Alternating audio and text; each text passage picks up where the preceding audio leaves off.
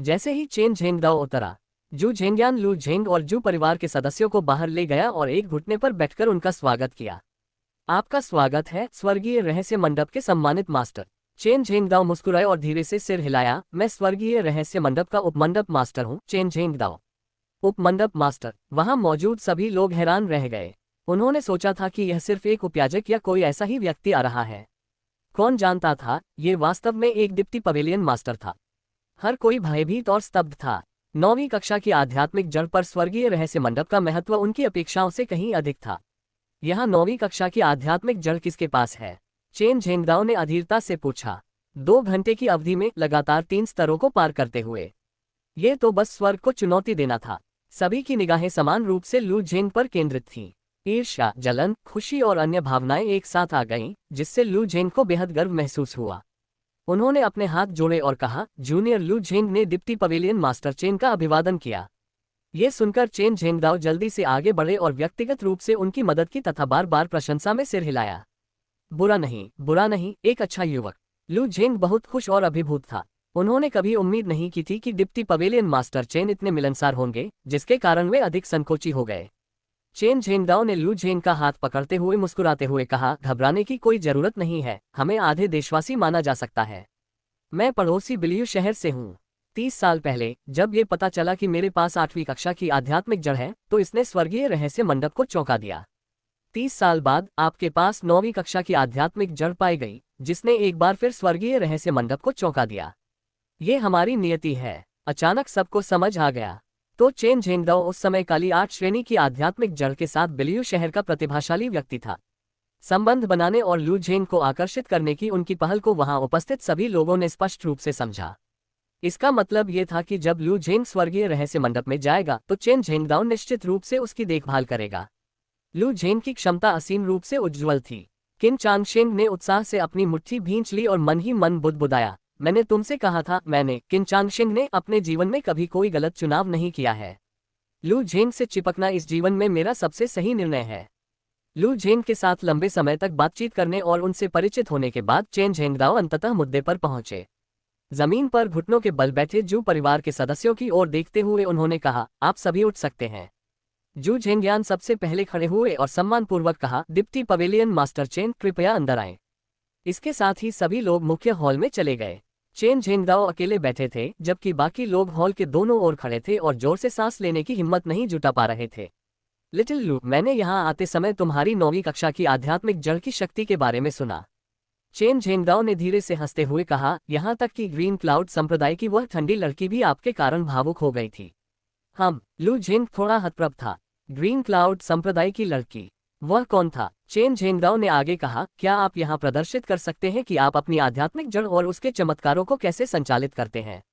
2 घंटे की अवधि में 3 स्तरों को पार करते हुए आध्यात्मिक ऊर्जा को अवशोषित करने की गति संभवतः वेल द्वारा समुद्री जल पीने के समान थी। लू झेंग ने सिर हिलाया और हॉल के केंद्र की ओर कदम बढ़ाया। स्वर्गीय रहस्य मंडप के लोग चाहते थे कि वह खुद को प्रदर्शित करे, यह अपेक्षित था। हालांकि केवल आध्यात्मिक जड़ का संचालन करने से उनकी 9वीं कक्षा की आध्यात्मिक जड़ की शक्ति पूरी तरह से प्रदर्शित नहीं होगी। तो उसके पास पहले से ही एक बेहतर विचार था। डिप्टी पवेलियन मास्टर चेन, क्या हम इसे स्पैरिंग मैच में बदल सकते हैं? बिना किसी हिचकिचाहट के चेन झेंगदाओ ने सिर हिलाया। आप किसके साथ मुकाबला करना चाहते हैं? एक सच्चा विशेषज्ञ तो पहले कदम से ही स्पष्ट हो जाएगा। एक मुकाबले में लू झेंग 9वीं कक्षा की आध्यात्मिक जड़ की विशिष्टता को बेहतर ढंग से प्रदर्शित कर सकता है। लू झेंग अंदर से ठंडी हंसी के साथ जियांग फैन की ओर इशारा कर रहा था, जो अपने हाथों को आस्तीन में मुड़कर शांति से खड़ा था। जियांग फैन, क्या तुम मुझसे दोबारा प्रतिस्पर्धा करने की हिम्मत करोगे? ओह! चेन झेंगदाओ ने अपनी उंगली का अनुसरण किया और जियांग फैन को देखा। ये देखकर कि वह बोल नहीं सकता था और केवल जवाब देने के लिए लिख सकता था, वह आश्चर्यचकित था। एक मूक लू झेंग ने समझाया, डिप्टी पवेलियन मास्टर चेन, शायद आपको पता न हो, मेरे प्रियतम को उसने विवाह अनुबंध के साथ ले लिया था। उसे वापस जीतने के लिए मैंने उसके साथ प्रतिस्पर्धा की, ये देखने के लिए कि कौन एक स्तर को तेजी से पार कर सकता है। लेकिन उन्होंने जीतने के लिए गुप्त तरीकों का इस्तेमाल किया। मैं आश्वस्त नहीं था, इसलिए मैं चाहता था कि डिप्टी पवेलियन मास्टर चेन ये देखे कि मैं किस प्रकार अपने प्रियतम को सम्मानपूर्वक और खुले तौर पर वापस लेता हूँ। इसमें डिप्टी पवेलियन मास्टर से न्याय बनाए रखने का अनुरोध किया गया था। हालांकि डिप्टी पवेलियन मास्टर ने थोड़ा सा भौहें सिकुड़ी। एक मूक व्यक्ति जो लू झेंग को धमकाने में सक्षम था, जिसकी आध्यात्मिक जड़ 9वीं कक्षा तक थी। वांग यनफेंग ने जल्दी से आगे बढ़कर कहा, डिप्टी पवेलियन मास्टर चेन को रिपोर्ट करते हुए, ये वास्तव में मामला है।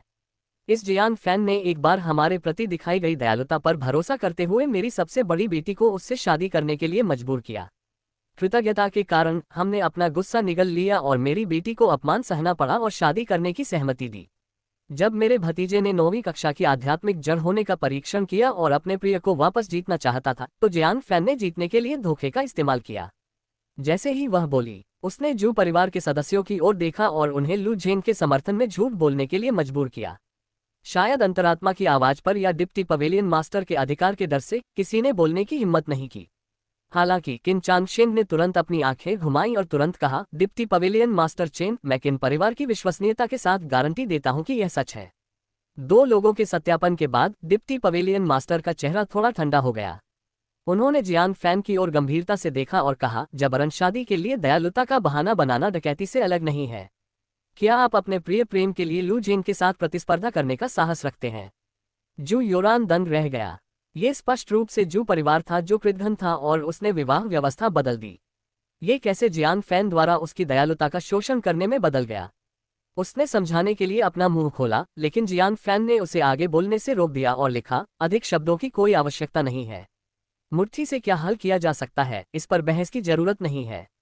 फिर उन्होंने लू झेंग की ओर देखा और लिखा, आप कैसे प्रतिस्पर्धा करना चाहते हैं? लू झेंग ने अहंकारपूर्वक उत्तर दिया, स्वाभाविक रूप से ये ताकत की प्रतियोगिता है। क्या तुम में लड़ने की हिम्मत है? लगभग बिना किसी हिचकिचाहट के जियान फैन ने तेजी से अपनी कलम से लिखा, ठीक है। ये देखकर लू झेंग के दिल में उपहास हुआ। मूर्ख और अति अनुमान लगाने वाला मूर्ख। वह क्यूई साधना की 5वीं परत पर था और पिछले कुछ दिनों से उसने गुप्त रूप से जू परिवार की जू की तलवार तकनीक का अभ्यास किया था। और जियान फैन, वह केवल संयोग से क्यूई खेती की 3री परत को तोड़ने में भाग्यशाली था। वह उसके खिलाफ जीतने के लिए क्या इस्तेमाल कर सकता था? तो फिर शुरू करते हैं। लू झेंग ने अपनी तलवार निकाली और दूर से जियान फैन की ओर इशारा किया। आज वह जियान फैन के चेहरे पर कदम रखेगा, जियान फैन की महिला को छीन लेगा और दुनिया को 9वीं कक्षा की आध्यात्मिक जड़ की शक्ति दिखाएगा। और जियान फैन स्वर्ग में उसके उत्थान के लिए कदम होगा। जियान फैन निडर रहा और शांति से हॉल के केंद्र की ओर बढ़ गया। उसने सहजता से इशारा करते हुए इशारा किया। इस अहंकारी इशारे का किन चांगशेंग ने उपहास किया। 9वीं कक्षा की आध्यात्मिक जड़ को भड़काने के लिए किसी को कितना अज्ञानी होना चाहिए। वह कहता रहा कि मुझे इसका पछतावा होगा। बाद में जब वह मरे हुए कुत्ते की तरह जमीन पर लेटा होगा, तो मैं उससे पूछूंगा कि क्या उसे इसका पछतावा है। चेन झेंगडाओ ने भी धीरे से अपना सिर हिलाया और धीरे से आह भरी। 9वीं कक्षा की आध्यात्मिक जड़ के सामने इतने अहंकार से कार्य करने का साहस करना, ये बच्चा बहुत घमंडी है।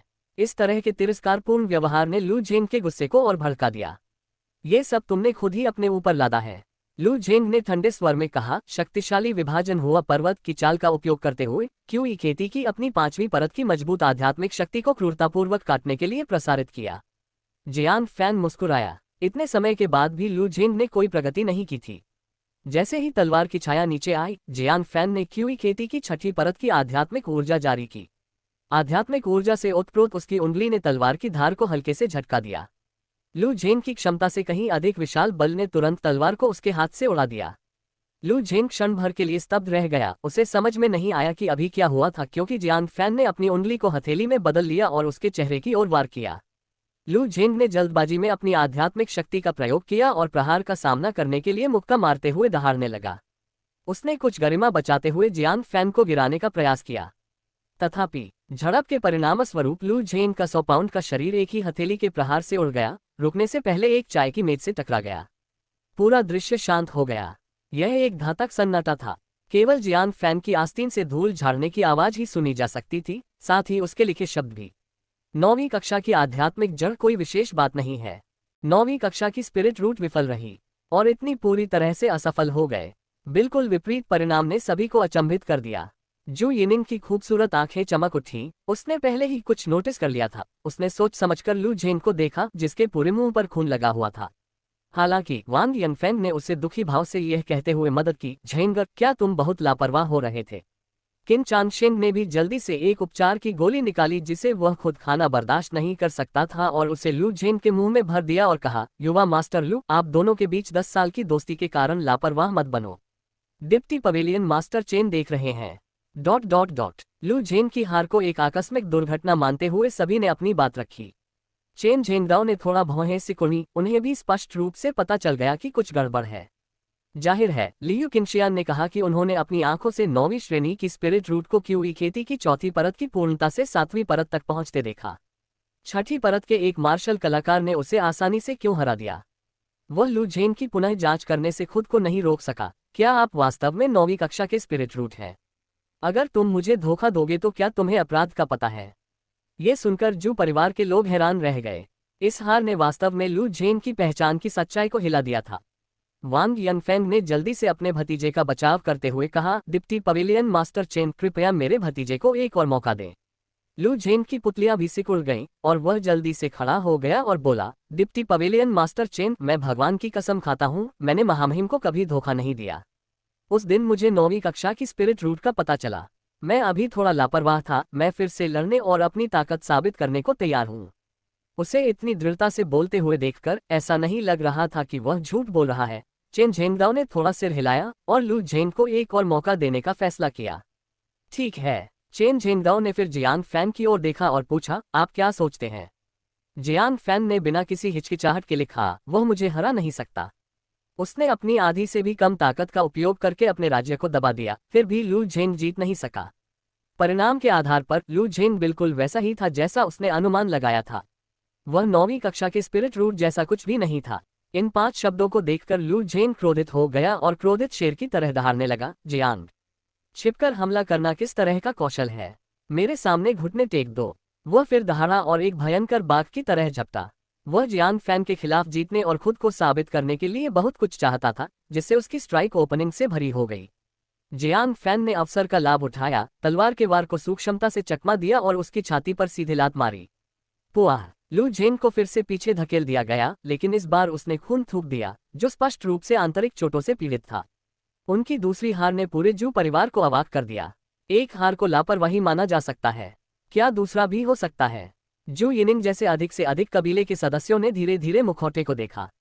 वांग यनफेंग के अलावा, जो अभी भी जागने को तैयार नहीं थी और इस भतीजे को अपना सबसे बड़ा इक्का मान रही थी, जू परिवार के बाकी सदस्यों को उसकी 9वीं कक्षा की स्पिरिट रूट पहचान पर संदेह होने लगा।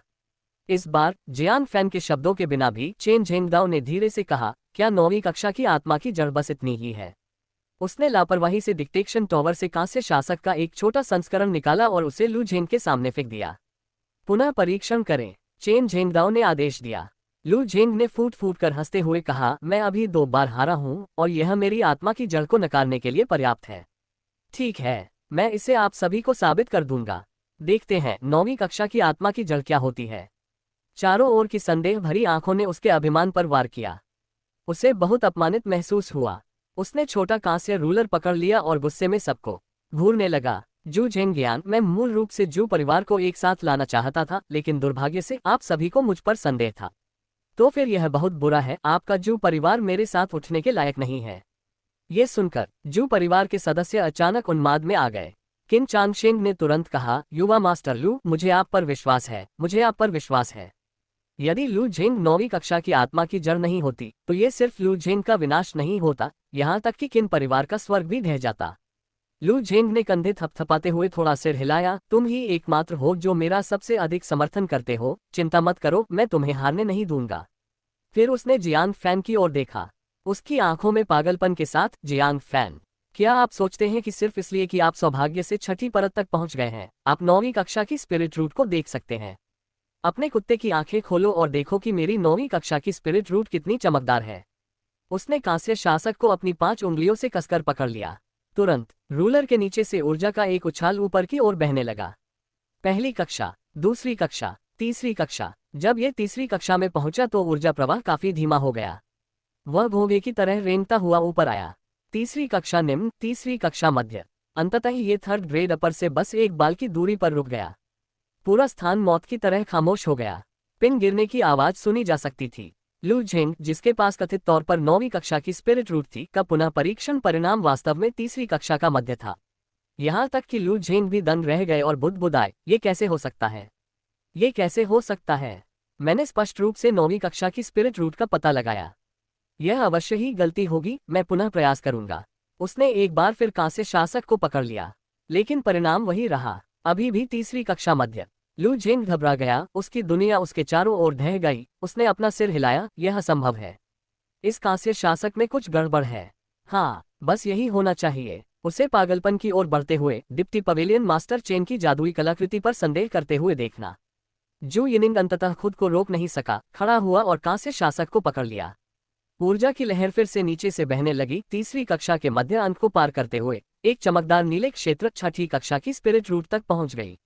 जू यिनिंग ने लू झेंग की ओर देखा और राहत भरी अभिव्यक्ति प्रकट की। ऐसा लगता है कि कांस्य शासक को कोई समस्या नहीं है। समस्या आपके परीक्षा परिणाम में है। पूरा स्थान फट गया। चेन झेंगदाओ की उपस्थिति में भी गर्मागर्म चर्चा की बड़बड़ाहट को दबाया नहीं जा सका। यह क्या है? वह कभी भी 9वीं कक्षा का स्पिरिट रूट नहीं था। मैंने कई दिनों तक उसकी चापलूसी की, सिर्फ इसके लिए। आप भाग्यशाली हैं, कुछ लोगों ने तो बिना कुछ लिए ही खुद को उसके सामने पेश कर दिया। शरीर खोना मामूली बात है, जरा किन परिवार के मुखिया के बारे में सोचिए। उन्होंने अभी अभी 30,000 मूल्य का निम्न श्रेणी क्यूई खेती तरल उपहार में दिया है और उन्होंने ये सब स्वीकार कर लिया है। ... अपने भतीजे की रक्षा के लिए उत्सुक वांग यिनफेंग ने तुरंत चिल्लाकर कहा, बस। मेरा झेंगर निश्चित रूप से 3rd ग्रेड मिड नहीं है, निश्चित रूप से नहीं। इस समय जू यिनिंग ने शांति से उसे बीच में रोका। माँ, क्या आप अभी भी खुद को धोखा दे रही हैं? हमें यह तब देखना चाहिए था जब वह पहली बार जियांग फैन से हार गया था। 3 दिन 9वीं कक्षा की स्पिरिट रूट और किनचांग शिंग के क्यूई कल्टीवेशन लिक्विड समर्थन के साथ, फिर भी वह जियांग फैन से आगे नहीं निकल सका। उस समय मुझे पहले से ही उनकी स्पिरिट रूट पर संदेह था। आज का परिणाम अपेक्षित था। उसकी गति तेज हो गई, उसके लंबे समय से दबे हुए दिल को अंततः शांति मिल गई। ऐसा लग रहा था वह अभी भी लोनली बोट सिटी की शीर्ष प्रतिभा बनी हुई है। छठी कक्षा की स्पिरिट रूट अभी भी सबसे मजबूत थी। वांग यिनफेंग ने किसी से भी बेहतर सच्चाई जानते हुए अपने होंठ काटे, लेकिन वह इसे स्वीकार नहीं कर सकी। लू झेंग की 9वीं कक्षा की स्पिरिट रूट कभी उसका गौरव थी। निराश लू झेंग को देखकर वह केवल उसे सांत्वना दे सकी। झेंगा, ऐसा लगता है कि डिक्टेशन टॉवर के कांस्य शासक में खराबी थी। इस दुनिया में कोई 9वीं कक्षा की स्पिरिट रूट नहीं है। तीसरी कक्षा का मिड होना अभी भी लोनली बोट सिटी में शीर्ष पर है। इन शब्दों को सुनकर बुरी तरह प्रभावित लू झेंग को थोड़ा बेहतर महसूस हुआ। उन्होंने थोड़ा सिर हिलाया। हाँ, सबसे अच्छी अभी भी जू यिनिंग है, जो अपनी छठी कक्षा की स्पिरिट रूट के साथ है। मैं उससे सिर्फ 3 ग्रेड नीचे हूँ, इतना भी बुरा नहीं है। तथापि चेन झेंगदाओ ने गंभीर भाव से कांस्य शासक को दूर कर दिया और कुछ ऐसा कहा जिसने लू झेंग की दुनिया को चकनाचूर कर दिया। किसने कहा कि लोनली बोट सिटी में 9वीं कक्षा की स्पिरिट रूट नहीं है? ये सिर्फ आप नहीं है। लू झेंग की आंखें चौड़ी हो गईं और जो दिल थोड़ा बेहतर महसूस कर रहा था, उस पर एक बार फिर बेरहमी से प्रहार किया गया। वास्तव में इसमें 9वीं कक्षा की आध्यात्मिक जड़ है। ये बस मैं नहीं। एक पूर्व 9वीं कक्षा के आध्यात्मिक मूल के रूप में इतनी बड़ी असमानता को वह कैसे सहन कर सकता था? उसके शरीर में खून खौल उठा और वह खुद को रोक नहीं सका। उसके मुंह से खून की एक बड़ी धुंध निकली। वह जमीन पर गिर पड़ा और लगातार ऐंठने लगा। जू यिनिंग भी उतना ही तबाह हो गया था। उसने अपनी मुठियां कसकर भींच ली, इसे स्वीकार करने में असमर्थ, और कहा, क्या लोनली बोट सिटी में वास्तव में 9वीं कक्षा की आध्यात्मिक जड़ है? क्या ये संभव नहीं है कि डिक्टेशन टॉवर खराब हो? उपमंडप मास्टर चेन ने कहा, हालांकि मुझे नहीं पता कि डिक्टेशन टॉवर का कांस्य शासक तीसरी कक्षा की औसत प्रतिभा को 9वीं कक्षा की आध्यात्मिक जड़ समझने की गलती क्यों करेगा। लेकिन लोनली बोट सिटी में वास्तव में 9वीं कक्षा की सच्ची आध्यात्मिक जड़ वाला कोई व्यक्ति है। ग्रीन क्लाउड सेक्ट मास्टर की बेटी। मैंने उसे कुछ समय पहले ही देखा था और उसने भी स्वीकार किया था कि वह हीन थी। हालांकि डिप्टी पवेलियन मास्टर चेन ने भौहें सिकोड़ी। हालांकि लियू किनशियान ने कहा कि उन्होंने ग्रीन क्लाउड ऑर्डर को दूसरे व्यक्ति के साथ छोड़ दिया था। यदि दूसरा व्यक्ति सक्रिय रूप से इसे नहीं दिखाता है तो उसे कैसे पता चलेगा? बहुत हो गया। उसे अभी भी लियू किनशियान को वापस बुलाना था, क्योंकि केवल उसने ही 9वीं कक्षा की आध्यात्मिक जड़ देखी थी। केवल वही इसे एक साथ खोजने में मदद कर सकती थी। जू यिनिंग का पहले से हल्का मूड एक बार फिर दब गया। उसने अपनी मुठ्ठियां कसकर बंद कर ली और कहा, मैं भी जानना चाहती हूँ कि यह 9वीं कक्षा की आध्यात्मिक जड़ वास्तव में कौन है। ये सुनकर चेन झेंगदाओ ने उसकी ओर लंबी आह भरी और गंभीरता से कहा, शांत रहो। ये 9वीं कक्षा की आध्यात्मिक जड़ बहुत विशेष है। आपकी छठी कक्षा की आध्यात्मिक जड़ का तो कहना ही क्या, मेरी 8वीं कक्षा की आध्यात्मिक जड़ भी बहुत निम्न है। यदि आप उसे जान सके तो यह आपके जीवन का सौभाग्य होगा। इसका तात्पर्य ये था कि जू यिनिंग केवल उसकी ओर देख सकता था और तुलना के लिए भी योग्य नहीं था। जू यिनिंग ने आश्चर्यचकित भाव दिखाया, यहाँ तक कि 8वीं कक्षा की आध्यात्मिक जड़ भी दुनिया से अलग थी। तब उसकी 6ठी कक्षा की आध्यात्मिक जड़ और भी अधिक असमान होगी, है ना? ये सोचकर उसे कुछ सांत्वना मिली। उसने सोचा, यहाँ तक कि एक उपमंडप मास्टर ने भी इसे स्वीकार कर लिया। उसकी 6ठी कक्षा की छोटी आध्यात्मिक जड़ का मूल्य क्या था? वह ये कल्पना करने से खुद को नहीं रोक सकी कि 9वीं कक्षा की आध्यात्मिक जड़ वाले इस प्रतिभाशाली व्यक्ति की शैली कैसी होगी। बड़बड़ाते हुए, वह मनुष्यों के बीच एक अजगर होना चाहिए, दुनिया में अजेय। अचानक उसने देखा कि जियान फैन अपनी ठोड़ी पर हाथ रखकर खड़ा था और विचारों में खोया हुआ था, जो उसकी आंखों में गड़ने जैसा लग रहा था। आज वह सारी सुर्खियों में आ गया था। क्यूई खेती क्षेत्र की 6ठी परत ने लोगों को उसे एक नई रोशनी में देखने पर मजबूर कर दिया। लेकिन जितना अधिक उसने ऐसा किया, क्या इससे यह नहीं पता चला कि उसने अतीत में उसके बारे में गलत अनुमान लगाया था? जियान फैन, 9वीं कक्षा की आध्यात्मिक जड़ के खिलाफ जीत, क्या आपको बहुत गर्व है? जू यिनिंग ने ठंड जैसे चेहरे के साथ ठंडे स्वर में कहा, लू झेंग वास्तव में इन सभी वर्षों में प्रशिक्षण पर ध्यान केंद्रित नहीं कर रहा है, उसका दिमाग कहीं और था। उनकी नींव अस्थिर है और उनकी तलवारबाजी को बड़ी सफलता नहीं मिली है। उसके खिलाफ जीतना कोई बड़ी बात नहीं है। जियान फैन अचानक अपने विचारों से बाहर आ गया। वह इस बारे में सोच रहा था कि चेन झेंगदाओ द्वारा उल्लिखित 9वीं कक्षा की आध्यात्मिक जड़ कौन हो सकती है। यहाँ तक कि ग्रीन क्लाउड सैक मास्टर की बेटी ने भी स्वीकार किया कि वह हीन थी। इसका मतलब ये होना चाहिए कि वह व्यक्ति बेहद असाधारण था। उन्हें आश्चर्य हुआ कि उनकी अपनी पारदर्शी आध्यात्मिक जड़ की तुलना 9वीं कक्षा की आध्यात्मिक जड़ से कैसे की जा सकती है। उसकी बातें सुनकर उसने जू यिनिंग की ओर देखा और फिर उसे खारिज कर दिया। मुड़कर उसने जू योरान की ओर देखकर मुस्कुराया और लिखा, आश्चर्यचकित हो गए। जू योरान ने जियान फैन की ओर देखा। उसकी आंखें रोशनी से भरी हुई थीं। वह बार बार सिर हिला रही थी। फैन, तुम अद्भुत हो। जियान फैन ने जू यिनिंग के साथ ऐसा व्यवहार किया जैसे कि वह अस्तित्व में ही नहीं है और केवल जू योरान की राय की परवाह करने से जू यिनिंग को बेवजह असहज महसूस हुआ। उसे अपनी बहन जू योरान के सामने खुद को दबा हुआ महसूस हुआ। इससे जू यिनिंग को कुछ असहजता महसूस हुई। इस समय चेन झेंगदाओ भी जाने के लिए खड़े हो गए। जू परिवार द्वारा उसे विदा किए जाने की प्रतीक्षा किए बिना वह उड़ते हुए बाज पर कूद गया और आकाश में उड़ गया। जू झेंगियान ने राहत की लंबी सांस ली और कुर्सी पर गिर पड़े। सौभाग्य से डिप्टी पवेलियन मास्टर चेन दयालु थे और उन्होंने हमें धोखेबाज 9वीं कक्षा के आध्यात्मिक मूल के लिए जिम्मेदार नहीं ठहराया। अन्यथा हमारा जू परिवार बड़ी मुसीबत में पड़ जाएगा। वह पहले भी भयभीत हो चुका था। लू झेंग, जो कुछ समय से ऐंठन से पीड़ित थे और अब ठीक होने लगे हैं, ने भी आपदा से बचने के बाद राहत का भाव दिखाया। हालांकि वह अब 9वीं कक्षा का आध्यात्मिक मूल नहीं था। सौभाग्य से डिप्टी पवेलियन मास्टर चेन ने उसे दंडित नहीं किया। हालांकि मामला अभी खत्म नहीं हुआ था। हवा में एक क्रोधित दहाड़ फूट पड़ी। लू झेंग, सभी लोग कांप उठे और आवाज की ओर देखने लगे। उन्हें किन चांगशेन का मुड़ा हुआ चेहरा दिखाई दिया, मानो वह किसी जीवित व्यक्ति को खा जाना चाहता हो। उसके बाल खड़े हो गए, मुठियां भींच ली, दहाड़ते हुए, तुम बेकार कचरा हो। इस बार सबसे बड़ा हारने वाला लू झेंग नहीं था। उसे केवल उसके मूल स्वरूप में लौटाया जा रहा था। लेकिन किन चांगशेन अलग थे। उसने शुरू में लू झेंग को पकड़ लिया था और बेतहाशा दांव लगाया था। अब जब लू झेंग का असली रूप सामने आ गया है तो उसे जो शर्मिंदगी महसूस हुई, उसकी तो बात ही छोड़िए। उन्होंने पहले निम्न श्रेणी के क्यूई कल्टीवेशन लिक्विड की 10 बोतलें दी थीं। इससे पहले जब वह बधाई देने आए तो अपने साथ 300,000 टैल चांदी का बधाई उपहार लेकर आए। मुख्य बात यह थी कि लू झेंग ने उदार होने का नाटक किया था और सभी निम्न श्रेणी के क्यूई खेती तरल को दे दिया था और यह सब पी लिया गया था। इसे वापस करने का कोई रास्ता नहीं था। लू झेंग ने पीला पड़ते हुए कहा, किन परिवार प्रमुख, शांत हो जाओ, मैं तुम्हारा कर्ज चुकाने का कोई रास्ता ढूंढ लूंगा। उसे गहरा अफसोस हुआ। उसने चाहा कि काश उसने फैन की बात सुनी होती और पहले उपहार स्वीकार नहीं किए होते। चुकाने, आप क्या चुकाएंगे? किन चांगशेन की आंखें लाल थीं। काश वह लू झेंग का गला घोंट पाता। उसने शुरू में सोचा था कि किन परिवार ने लू झेंग और सोल मास्टर को अपने पीछे ले लिया है, इसीलिए उन्होंने 300,000 टैल चांदी का बधाई उपहार दिया। अंत में ये सब व्यर्थ था। पूरी तरह से विरोधी हो चुके किन चांगशेन का सामना करते हुए लू झेंग को अंततः एहसास हुआ कि किन परिवार वास्तव में लोनली बोट सिटी के शीर्ष 4 परिवारों में से एक था। आमतौर पर उन्हें उसके जैसे किसी व्यक्ति के साथ जुड़ने का मौका भी नहीं मिला होगा। 9वीं कक्षा की आध्यात्मिक जड़ होना समझ में आता था, लेकिन इसके बिना वह उनके लिए कुछ भी नहीं था। भयभीत होकर उसने बोलने की हिम्मत नहीं की और वांग यनफैन के पीछे छिप गया। किन चांगशेन ने गुस्से में कहा, 3 दिनों के भीतर पैसे इकट्ठा करो और मुझे चुका दो, नहीं तो मुझे निर्दयी होने का दोष मत दो। उनका शरीर हिल गया, जिससे फाउंडेशन स्थापना की पहली परत की शक्तिशाली खेती उत्पन्न हुई। जू परिवार के दर्शकों को काफी भयभीत कर दिया। जू परिवार महज एक मध्यम श्रेणी का परिवार था, वे किन परिवार के क्रोध का सामना कैसे कर सकते थे। लू झेंग प्रतिस्पर्धा की उम्मीद नहीं कर सकता था। सुरक्षा के बिना किन चांग शेंग निश्चित रूप से उसे मार डालेगा।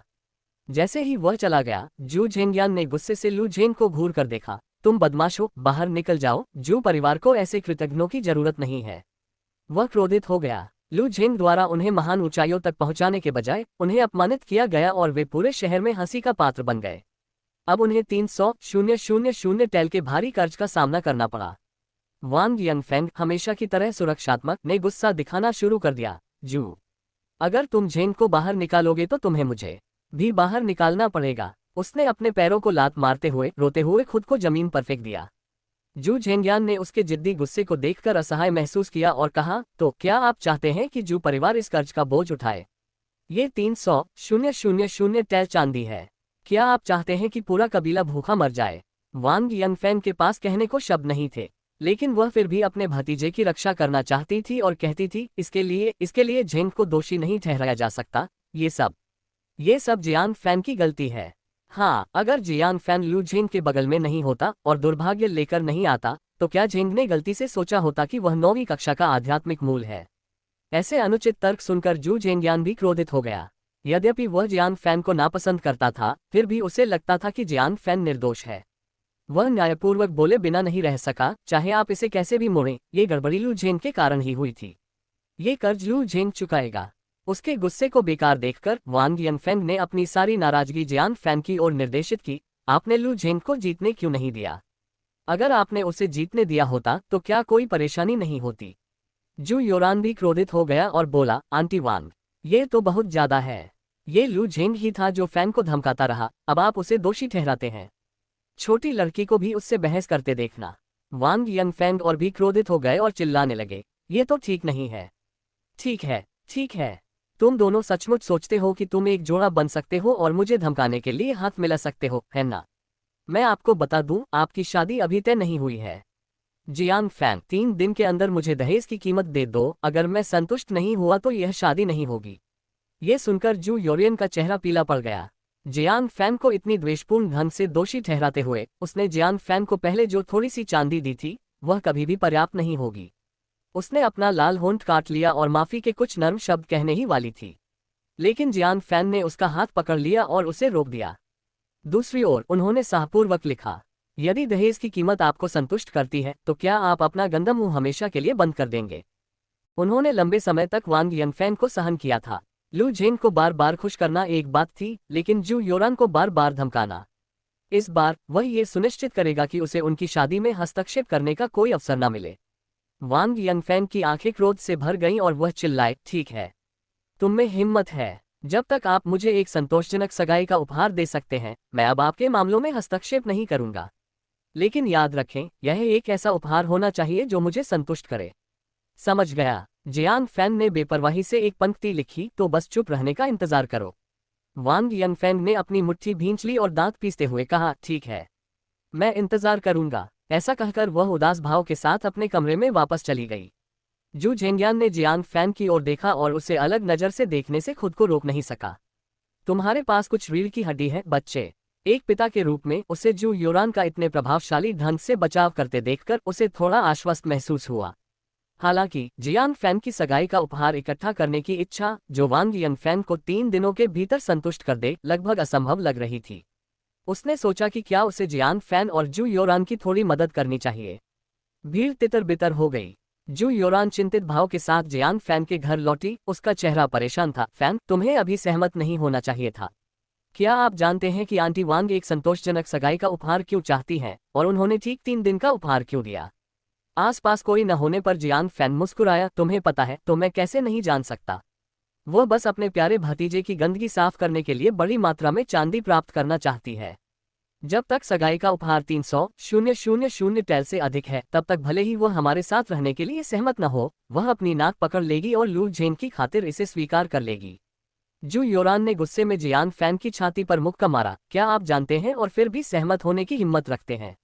ये 300,000 टैल चांदी है, आप इसे कहाँ से लाएंगे? बैंक लूटो। जियान फैन ने कंधे उचकाए और धीरे से बुदबुदाया, बैंक के पास शायद मुझसे ज्यादा कुछ नहीं है। उसने वादा किया था जू योरान से भव्य अंदाज में शादी करना। इसलिए वांग यनफेन द्वारा उच्च कीमत वाले सगाई उपहार की मांग किए बिना भी जियान फैन ने पहले से ही एक भव्य सगाई उपहार देने की योजना बनाई थी। रात हो गई। जू योरान के जाने के बाद जियान फैन ने क्यूई कल्टीवेशन लिक्विड को परिष्कृत करना शुरू कर दिया। उस दिन के अनुभव के आधार पर उन्होंने ये काम कुशलतापूर्वक किया। भोर तक उन्होंने अपने सामने शीर्ष श्रेणी की क्यूई खेती तरल की 40 बोतलें और शीर्ष श्रेणी की क्यूई खेती तरल की 20 बोतलें रखी थीं। शीर्ष श्रेणी के क्यूई कल्टीवेशन लिक्विड की दक्षता में कल की तुलना में काफी सुधार हुआ है।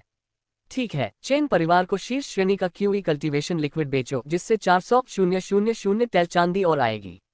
पिछले 500,000 को मिलाकर यह 900,000 टेल की भारी रकम है। वह चेन परिवार के लिए रवाना होने वाला था, लेकिन जू योरान मुस्कुराते हुए मेरे पास आए। फैन, चेन सिलिन ने मुझे अपने घर पर आमंत्रित किया है और चाहती है कि मैं तुम्हें भी साथ ले आऊं। कौन? चेन सिलिन, चेन परिवार वाला। उसकी उलझन को देखकर जू योरान ने बताया, वह मेरी करीबी दोस्त है, हम एक दूसरे को कई सालों से जानते हैं। इस सगाई के उपहार के लिए मैं उससे मदद मांगना चाहता हूँ। यदि यह उसकी शादी के अस्तित्व से संबंधित मामला न होता तो वह वास्तव में मदद नहीं मांगती। अब वह केवल चेन सिलिन की सहायता ले सकती थी। जब आप बाद में उससे मिलेंगे तो आपको अच्छा प्रभाव डालना होगा, समझे? शायद वह हमारी आखिरी उम्मीद है। अच्छा प्रभाव डालें? क्या इसका मतलब अधिक शीर्ष श्रेणी के क्यूई खेती तरल को परिष्कृत करना है? जियान फैन ने अपनी नाक खुजाई और असहाय होकर जू योरान का चेन परिवार तक पीछा किया। अपनी जेब में क्यूई कल्टीवेशन लिक्विड का वजन महसूस करते हुए जियान फैन थोड़ा अवाक रह गया। वह इस तरह से मिलने तो नहीं जा सकता था, है ना? बेहतर होगा कि पहले क्यूई कल्टीवेशन लिक्विड को चेन परिवार को बेच दिया जाए। चेन परिवार के गेट के पास जियान फैन ने कहा, योरान, तुम यहाँ इंतजार क्यों नहीं करते? मैं कुछ पेस्ट्री खरीदूंगा और जल्द ही वापस आऊंगा। जू योरान क्षण भर के लिए स्तब्ध रह गया, फिर उसे एहसास हुआ कि यह जियान फैन की चेन हवेली की पहली यात्रा थी। उसे अपने साथ एक उपहार लाना चाहिए। आप काफी विचारशील हैं, ठीक है, जल्दी वापस आइए। चेन सिलिन बहुत व्यस्त है, ऐसा बहुत कम होता है कि उनके पास हमसे मिलने का समय हो, हम उनका समय बर्बाद नहीं कर सकते। जियान फैन ने सिर हिलाया और भीड़ में चला गया। जू योरान की असावधानी का फायदा उठाते हुए वह एक गली में घुस गया, अपनी पोशाक बदल ली और चेन फैमिली गेट पर दिखाई दिया। ट्रेजर पवेलियन का दुकानदार शुरू में जू योरान का इंतजार कर रहा था। सोल मास्टर को देखकर उन्हें सुखद आश्चर्य हुआ। वरिष्ठ, आप इतनी जल्दी क्यों आ गए? कल रात से लेकर आज तक अनगिनत लोग अपने चेन परिवार से उच्च श्रेणी का क्यूई कल्टीवेशन लिक्विड बेचने का आग्रह कर रहे थे। कई लोगों ने तो शीर्ष श्रेणी के क्यूई कल्टीवेशन लिक्विड की एक बोतल खरीदने के लिए दोगुनी कीमत की पेशकश भी की। हालांकि चेन सिलिन को चिंता थी कि यह वरिष्ठ सोल मास्टर आज पर्याप्त शीर्ष ग्रेड क्यूई खेती तरल प्रदान नहीं कर सकता है, इसलिए उसने सहमत होने की हिम्मत नहीं की। अप्रत्याशित रूप से ये वरिष्ठ सोल मास्टर बहुत मेहनती था। केवल एक रात में वह वादे के अनुसार शीर्ष श्रेणी का क्यूई कल्टीवेशन लिक्विड देने आ गया था। कृपया अंदर आइए, मैं आपको युवती के पास ले चलता हूँ। चेन परिवार के पिछवाड़े में चेन सिलिन आंगन में तलवारबाजी का अभ्यास कर रही थी और अपने चिंतित दिल को शांत करने की कोशिश कर रही थी। सारी रात सोचने के बाद भी वह ये तय नहीं कर पा रही थी कि उसे अपने लिए इस वरिष्ठ लालसा के लिए खुद को समर्पित करना चाहिए या नहीं। पहला, उम्र। दूसरा, हो सकता है कि दूसरा पक्ष सोल मास्टर प्रशिक्षुओं के पालन पोषण का वादा पूरा न करे। Miss, senior QE cultivation liquid देने आए हैं। दुकानदार की आवाज ने उसकी तलवारबाजी की प्रथा को बाधित कर दिया। चेन सिलिन चौंक गई और उसने अपना सिर घुमाकर रहस्यमयी सोल मास्टर को देखा, जो एक ढीले लिबादे में कसकर लिपटा हुआ था। वह कुछ खुश महसूस करने से खुद को नहीं रोक सकी। वह स्वाभाविक रूप से प्रसन्न थी कि उसने अपना वादा निभाया और शीर्ष श्रेणी का क्यूई कल्टीवेशन लिक्विड देने के लिए जल्दी आ गया। हालांकि जल्द ही उसका मन फिर से परेशान हो गया। बेशक वह परेशान थी, क्योंकि उसने अभी भी ये तय नहीं किया था कि उसके अंतर्निहित प्रस्ताव को स्वीकार करना है या नहीं। जैसे ही वह विचार कर रही थी, उसने सावधानी से अपनी आस्तीन में छिपे भ्रम तोड़ने वाले क्रिस्टल को निचोड़ लिया। अपनी भावनाओं को नियंत्रित करते हुए उसने जल्दी से अपनी तलवार नीचे रख दी और भाग गई। उसका लाल चेहरा और पसीने की बूंदें उसकी चिकनी थोड़ी से नीचे लुढ़कते हुए उसकी छाती की गहराई में जा गिरीं। पसीने से तर मार्शल लबादा उसके शरीर से कसकर चिपका हुआ था, जो एक कामुक और आकर्षक आकृति को रेखांकित कर रहा था। जियान फैन एक बार फिर देखने से खुद को रोक नहीं सका और जल्दी से अपनी नजरें फेर ली तथा मेज पर शीर्ष श्रेणी की क्यूई कल्टीवेशन लिक्विड की 40 बोतलें रख दी। ये यहाँ है। चेन सिलिन को घबराहट महसूस हुई, क्योंकि वह वरिष्ठ सोल मास्टर की नज़र पर ध्यान दे रही थी। भले ही उसने उसे केवल एक पल के लिए देखा था, फिर भी उसने इसे पकड़ लिया। इससे वह अंदर से और भी घबरा गई। उसने तुरंत शीर्ष श्रेणी के क्यूई कल्टीवेशन लिक्विड की जांच की, ये पुष्टि करते हुए कि कोई समस्या नहीं थी। फिर तैयार चांदी के नोट और सामग्री के 50 सेट मौके पर ही सौंप दिए। वरिष्ठ, सब कुछ यही है। उसने अपने होंठ को हल्के से काटा, जानबूझकर दूरी बनाए रखते हुए उसे जियान फैन को सौंप दिया। जियान फैन हैरान दिख रहा था। उसके साथ क्या गलत है? क्या उसने सोचा था कि वह उसे खा जाएगा? ठीक है, मैं कल वापस आऊंगा। जियान फैन ने सामान जेब में रख लिया और जाने के लिए मुड़ा। एक क्षण रुको, सीनियर। अचानक चेन सिलिन ने उसे पुकारा। वरिष्ठ, जाने से पहले चाय पी लो, मैंने तुम्हारे लिए विशेष रूप से आध्यात्मिक चाय का एक कटोरा तैयार किया है।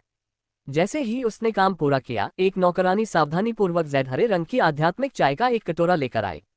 चाय की सुगंध बहुत अच्छी थी, और यह स्पष्ट रूप से उच्च श्रेणी की आध्यात्मिक चाय थी जो खेती को बढ़ा सकती थी। यह अमूल्य था और आम परिवारों की पहुंच से परे था।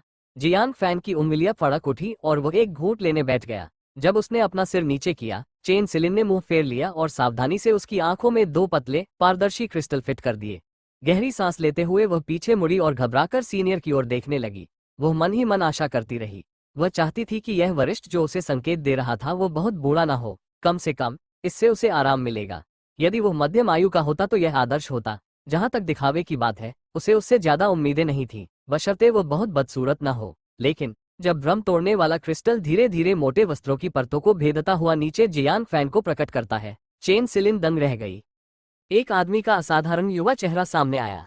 उम्र की दृष्टि से वह उससे ज्यादा बड़ा नहीं था। इसके अलावा उसके चेहरे की विशेषताएं नाजुक थीं, उसका रूप सुंदर था, उसका रुख सीधा था और वह एक शांत आभा बिखेर रहा था। क्या यह वास्तव में सोल मास्टर सीनियर था? क्या यह नहीं कहा गया था कि सभी सोल मास्टर्स बुजुर्ग लोग थे जिन्होंने कई वर्षों तक खेती की थी? चेन सिलिन को इस पर विश्वास नहीं हुआ। यह कोई कामुक बूढ़ा आदमी नहीं था, ये स्पष्ट रूप से एक असाधारण प्रतिभा थी। ग्रीन क्लाउड संप्रदाय में, यहाँ तक कि आत्मा गुरु, जिसका दर्जा इतना ऊंचा था कि संप्रदाय गुरु को उन्हें कुछ सम्मान देना पड़ता था, वह भी केवल द्वितीय श्रेणी का आत्मा गुरु था। क्या इसका मतलब यह नहीं था कि उसके सामने खड़ा युवक इतना महत्वपूर्ण व्यक्ति था कि उसके पैर के एक झटके से पूरे ग्रीन क्लाउड संप्रदाय के क्षेत्र में कंपन पैदा हो सकता था? क्या गलत है? जियान फैन ने चेन सिलिन की अजीब निगाहों को देखा और पूछे बिना नहीं रह सका। चेन सिलिन ने घबराकर जल्दी से जवाब दिया, कुछ नहीं, कुछ नहीं। जियान फैन को स्पष्ट रूप से लगा कि कुछ ठीक नहीं है, इसलिए उसने सावधानी से अपनी चाय नीचे रख दी और कहा, मुझे कुछ काम निपटाने हैं, इसलिए मैं पहले चला जाऊंगा। उसके जाते हुए रूप को देखकर चेन सिलिन काफी देर तक अपनी नजरें उससे हटा नहीं सकी। दुकानदार फुसफुसाया, मिस, क्या आपने स्पष्ट रूप से देखा? चेन सिलिन ने जटिल भाव से सिर हिलाया। दुकानदार की आवाज और भी धीमी हो गई, तो तुम? चेन सिलिन ने उसके गुलाब की पंखुड़ी जैसे लाल होठों को काटा। उसका चेहरा धीरे धीरे लाल हो गया। यदि परिवार के लिए बलिदान देना आवश्यक हो तो मैं इस पर विचार कर सकते हैं। दुकानदार ने दया महसूस करते हुए दिल में गहरी आह भरी। ऐसा लग रहा था कि चेन सिलिन ने खुद को बलिदान करने का मन बना लिया था। मिस के लिए ये सचमुच एक कठिन भाग्य था, परिवार की खातिर इतने बुरे आदमी द्वारा उसे बर्बाद कर दिया जाना। इस समय एक नौकर ने सूचना दी, मिस जू योरान आ गई हैं। चेन सिलिन को होश आया और वह मार्शल रोब पहने हुए ही उसका स्वागत करने चली गई। बहुत जल्द गर्मियों की शुरुआत में कमल के पत्ते की तरह हरे भरे कपड़े पहने जू योरान को देखकर उसकी आंखें चमक उठीं। तुम, लड़की, अधिक से अधिक सुंदर होती जा रही हो। वह आगे बढ़ी, अपनी कमर को गले लगाया और अपनी ठुड्डी को चुटकी से दबाते हुए चिढ़ाते हुए बोली, छोटी महिला, जब से हम आखिरी बार मिले थे तब से तुम और भी आकर्षक हो गई हो। मुझे अच्छी तरह देखने दो। सार्वजनिक रूप से इस तरह चिढ़ाए जाने पर जू योरान का चेहरा लाल हो गया और उसने विरोध करते हुए कहा, क्या तुम्हें शर्मिंदगी नहीं हो रही है? चेन सिलिन ने फिर उसे जाने दिया, अपना मुंह ढक लिया और लगातार हंसने लगी। जू योरान लंबे समय से उसके साथ रहने के कारण उसके स्वभाव को जानता था। उसे इतना खुश देखकर उसने कहा, तुम बहुत अच्छे मूड में हो। आपको अवश्य ही कुछ अच्छा अनुभव हुआ होगा, मुझे इसके बारे में बताइए। किसी से बात करने के लिए उत्सुक चेन सिलिन ने उसे पिछवाड़े में खींच लिया और पिछले कुछ दिनों की घटनाओं के बारे में बताया। सुनने के बाद जू योरान का चेहरा जटिल हो गया और उसने पूछा, सिलिन, क्या तुम सचमुच दृढ़ निश्चयी हो? भले ही वह बहुत छोटा है, लेकिन उसका अंतर्निहित सुझाव ये दर्शाता है कि वह एक कामुक व्यक्ति है जिसका दिमाग सिद्धांतहीन है। भले ही उसे आपका शरीर मिल जाए, लेकिन हो सकता है कि वह आपकी जिम्मेदारी न ले। इसके विपरीत चेन सिलिन ने इसे स्वीकार करते हुए कहा था, एक बड़े परिवार के बच्चों के रूप में हमारी स्वतंत्रता कहाँ है? भले ही मैं स्वेच्छा से अपना बलिदान न दूं, देर सबेर परिवार गठबंधन के एक उपकरण के रूप में मेरी शादी किसी ऐसे व्यक्ति से कर देगा जिसे मैं पसंद नहीं करता। अब खुद को द्वितीय श्रेणी के सोल मास्टर को सौंपना वास्तव में एक कदम आगे है। यह है जू योरान ने अपने बारे में सोचा, उसे भी एक वैकल्पिक विवाह के लिए मजबूर किया गया। अंतर यह था कि जिस आदमी से उसने शादी की थी वह जियांग फैन था, जो एक बहुत ही विश्वसनीय व्यक्ति था, जो इस कामुक सोल मास्टर से कहीं बेहतर था। उसने सहानुभूतिपूर्वक चेन सिलिन का हाथ पकड़ लिया। बस भविष्य में आपके लिए शादी करना कठिन होगा। चेन सिलिन ने आह भरते हुए कहा, यदि यह आत्मा गुरु मेरा शरीर पाने के बाद मेरी जिम्मेदारी लेता है तो मैं पूरे दिल से उसके प्रति समर्पित रहूंगी, उसे अपना वफादार और अटूट पति मानूंगी। अगर वह मुझे छोड़ दे, ये ठीक है, मैं जीवन भर अकेला रहूंगा। जब तक वह चेन परिवार के लिए कुछ सोल मास्टर प्रशिक्षुओं को प्रशिक्षित करने का अपना वादा पूरा करता है, तब तक ये पर्याप्त होगा। जू योरान दुखी दिख रहा था। अपनी तुलना में चेन सिलिन का भविष्य कहीं अधिक निराशाजनक लग रहा था और उसने धीरे से कहा, सिलिन, मुझे खेद है, मैं आपकी मदद नहीं कर सकती। चेन सिलिन मुस्कुराए, इस मुद्दे पर चर्चा जारी नहीं रखना चाहते थे, और कहा, वैसे आपका मंगेतर कहाँ है? क्या मैंने तुमसे उसे साथ लाने के लिए नहीं कहा था? जू योरान को ये कहते हुए गुस्सा आ गया, उसका जिक्र मत करो। रास्ते में उन्होंने बताया कि यह उनकी पहली यात्रा थी और वह उपहार लाना चाहते थे, इसलिए वह कुछ खरीदने चले गए। लेकिन वह लंबे समय से वापस नहीं लौटे हैं और हमारी नियुक्ति का समय नजदीक आ रहा था, इसलिए मैं पहले आया। जियांग फैन से पहले से ही असंतुष्ट चेन सिलिन ने आलोचना करते हुए कहा, वह समय का पाबंद भी नहीं हो सकता। ये कैसा व्यक्ति है? जू योरान असहाय था, ये जानते हुए कि यह उनकी पहली यात्रा थी। जियांग फैन को अभी भी देर हो गई, जिससे दूसरों पर बुरा प्रभाव पड़ा। बाद में उससे मदद मांगना शायद मुश्किल होगा। इस समय एक नौकर फिर से रिपोर्ट करने आया, मिस जियांग फैन नाम का एक आदमी मिस जू का मंगेतर होने का दावा करता है। चेन सिलिन ने चिढ़कर कहा, उसे बाहर इंतजार करने दो। जबकि जू योरान गुस्से में थी, वह जियांग फैन को इस तरह उपेक्षित होते हुए नहीं देख सकती थी, इसलिए उसने धीरे से कहा, सिलिन, वह बस कुछ सोच समझकर तैयारी कर रहा था, इसलिए वह समय चूक गया। उसे दोष मत दो। जू योरान को उसके प्रति इतना सुरक्षात्मक देखकर चेन सिलिन और भी क्रोधित हो गया और बोला, ठीक है, उसे अंदर आने दो। मुझे बस उससे कुछ कहना है। वह हमेशा सोचती थी कि जू योरान को जियांग फैन से शादी करने के लिए मजबूर किया गया था। अब ऐसा लग रहा था कि जू योरान ने स्वेच्छा से ऐसा किया था। इससे वह चिंतित हो गई और उसने उसे गंभीरता से सलाह दी। योरान, ऐसा नहीं है कि मैं तुम्हें कह रहा हूँ। विवाह जीवन की एक बड़ी घटना है, आप इसे इतने हल्के में कैसे ले सकते हैं? तुम्हारी सौतेली माँ पहले से ही तुम्हें आंखों में गड़ने वाली चीज के रूप में देखती है और तुम्हारे साथ बुरा व्यवहार करती है। जीवन भर की खुशी सुनिश्चित करने के लिए तुम्हें शादी करने के लिए एक अमीर युवा मालिक ढूंढना चाहिए। तुम इतनी मूर्खता से कैसे काम कर सकती हो और एक मूक व्यक्ति से शादी कर सकती हो? इस तरह डांटे जाने के बाद जू योरान ने धीरे से आह भरी, ये वास्तव में बहुत जटिल है। उसने अपनी बहन की ओर से शादी करने की अपनी स्थिति के बारे में संक्षेप में बताया। चेन सिलिन को दुनिया के बारे में जानकारी होने के कारण तुरंत समझ आ गया और उसने चिढ़कर कहा, तुम बहुत मूर्ख हो। तुम्हारे पिता, सौतेली माँ और बहन सभी ने मिलकर दोहरी साजिश रची। आपके पिता और बहन का कोई अन्य उद्देश्य नहीं हो सकता है, वे सिर्फ परिवार या खुद पर विचार कर रहे हैं। लेकिन आपकी सौतेली माँ निश्चित रूप से आपको मूक व्यक्ति के रूप में दबाना चाहती है, जिससे आपका पूरा जीवन बर्बाद हो जाएगा। वह कितनी दुर्भावनापूर्ण है। कारण जानने के बाद चेन सिलिन ने और भी दृढ़ निश्चय कर लिया कि वह दोनों को विवाह नहीं करने देगी। जू योरान अपना दर्द भरा सिर पकड़े हुए जानती थी कि सच्चाई का खुलासा करने से यह परिणाम निकलेगा।